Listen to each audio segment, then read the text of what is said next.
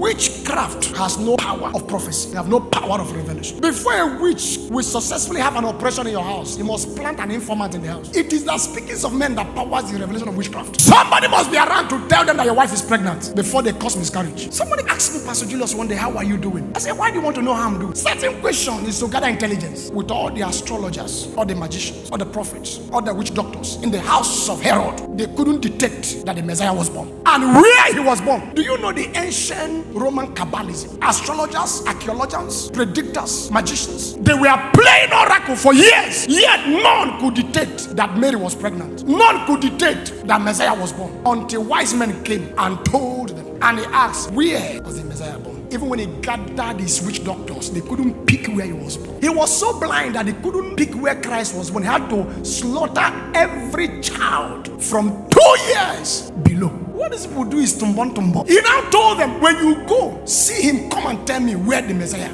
the king, is born. His anger was that those men left, which is know you true people. Mind your cycle. Joseph would have become what he became in Egypt. He would have become what he became without going through suffering, without going through the prison, without going as a slave. Destiny would have still found him. But his suffering was an orchestration of his speaking. God gave you a dream, didn't ask you to tell anybody. The Bible says when he told his brothers the dream, they were angry, envious of him. His father observed this saying. His father observed. His father wrote what he said down. Do you also know that the father, after writing those things down, also denied Joseph that particular dream, even with his love? He said to him, I saw all this went before. He said, even if this dream will come to pass, it won't come to pass on your head. It has to come to pass on the head of Judah. When he was blessing them in Genesis 49, he came to Judah. He said, it is unto you that the gathering of your people shall be, and your brethren shall bow. And he told Judah, thou at whom thy brethren shall praise, thy hand shall be in the neck of the enemies, and thy father's children shall bow down before you. This was the dream of Joseph. He gave out the information, sell out. The father observed it and gave it to another.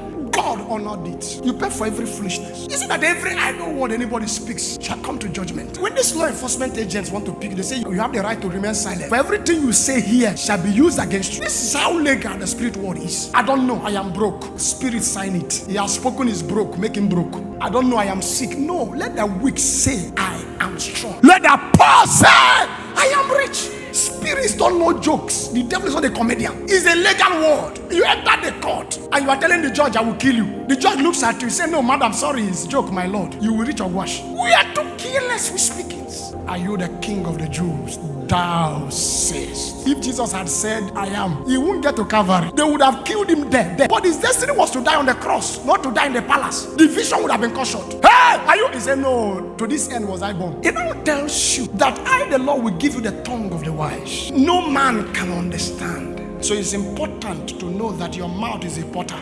No spirit visits any man without a door. Every spirit goes through a door. Every spirit goes through a portal. The night you were oppressed in your dream, a door was opened. You know, we don't know the mystery of closing doors. The night you lost your battle, a door was closed. Even God, omnipotent, God, omniscient, God, omnipowerful, God, omnipresent, God, all-knowing, does not have right to that door. It is simple. I knock at the door of your heart.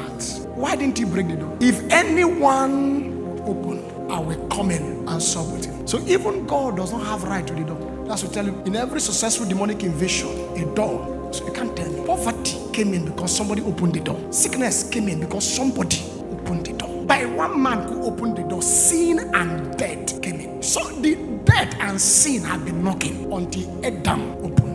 Even when he was to go to hell, the hell Jehovah created, the door of hell was shut against God. The door of hell was shut against him. He had to introduce himself in an identity that hell knows before he opened. Lift up your heads. Open the gate of hell. This is Christ in the grave. He who died also descended before he ascended. Lift up your heads, O ye gates, and be ye lifted up, ye everlasting door, that the King of glory shall come in. Then he had died on the cross. He had become the King of glory. How did he know him as King of glory? Who is the King of glory? He said that one you used to know as the Lord strong and mighty.